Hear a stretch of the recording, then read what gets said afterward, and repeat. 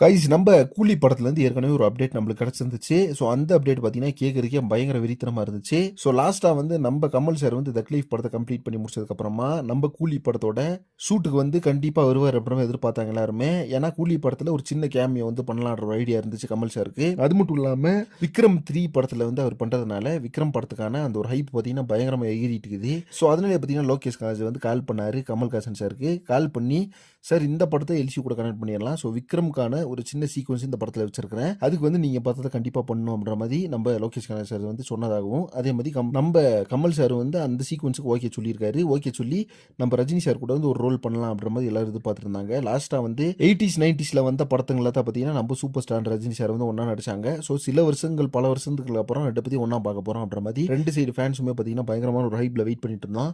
But இது பார்த்தீங்கன்னா அதுக்கப்புறம் சூப்பர் ஸ்டார் என்ன சொல்லியிருக்காருன்னா இந்த படத்தை வந்து எல்சி கூட கனெக்ட் பண்ண வேணாம். ஸோ எல்சி கூட கனெக்ட் பண்ணால் இன்னும் வந்து ஒரு 4-5 படம் நீ எடுக்க வேண்டியது இருக்கும். இதை சம்மந்தப்படுத்தியே ஒரு 4-5 படம் எடுக்கணும். அதனால வந்து இந்த படத்தை ஸ்டாண்ட் அலோனாக எடுத்து முடிச்சுட்டு அடுத்த படங்கள் விக்ரம் 3 கூட வருது ரோலக்ஸு, நம்ம கார்த்தி சார், விஜய் சார் லியோ 2 இந்த மாதிரி வந்து எடுத்துக்கோ. அது கூட வந்து ஒரு 10 படங்கள் வந்து ஸ்டாண்ட் அலோனாக பண்ணி விட்டுரு வேறு டேரக்டரை வச்சு அப்படின்ற மாதிரி நம்ம சூப்பர் ஸ்டார் ரெடியாக கொடுத்துருக்காரு. ஏன்னா அத்தனை படத்தையும் நீ எடுக்கணும் அப்படின்னா அதுக்கே வந்து ஒரு 15 வருஷம் ஆயிரும்.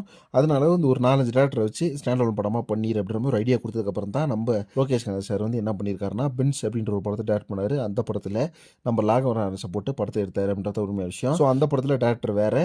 இதுக்கப்புறமா நம்ம எல்சியூ கூட கனெக்ட் ஆக போகிற எல்லா படத்துலையும் பார்த்தீங்கன்னா வேறு டேரக்டர்ஸை வச்சு தான் நம்ம லோகேஷ் கனகராஜ் எடுக்க போகிறாரு. தொடர்ந்து பார்த்தீங்கன்னா இந்த மாதிரி படங்களை வந்து எல்சியூ கூட கனெக்ட் பண்ணும்போது எல்லா படத்தையும் வந்து லோக்கி எடுக்க முடியாது. அவருக்கு பார்த்தீங்கன்னா பெரிய பெரிய படங்கள்லாம் இப்போ கம்மிட் ஆகிட்டு இருக்காரு அப்படின்றத உண்மையான விஷயம். ஸோ எல்லாமே பெரிய ஸ்டார்ஸ் படம். இப்போ வந்து மற்ற மல்டி ஸ்டார்ஸ் படத்துங்கள்லாம் வச்சு தனித்தனியாக எடுத்து அதையெல்லாம் கடைசியில் ஒன்றா ஜாயின் பண்ணி ஒரு அவெஞ்சர்ஸ் என் கேம் லெவலில் ஒரு படத்தை எடுக்கணும் அப்படின்றத நம்ம லோக்கியோட ஒரு ட்ரீமாக இருந்துட்டு இருக்கு. ஸோ இது வந்து கண்டிப்பாக நிறைவேறத்தான் போகுது. அவர் வந்து இப்போ கொடுத்த இன்டர்வியூ எல்லாத்துலையும் பார்த்தீங்கன்னா அந்த விஷயத்தை பற்றி தான் பேசிட்டு இருக்காரு. ஓகே ஃப்ரெண்ட்ஸ், இப்போ பார்த்தீங்கன்னா நம்ம கூலி படத்தில் கமல்ஹாசன் சாருக்கு ஒரு ரோல் கிடைச்சிருந்துச்சாமா.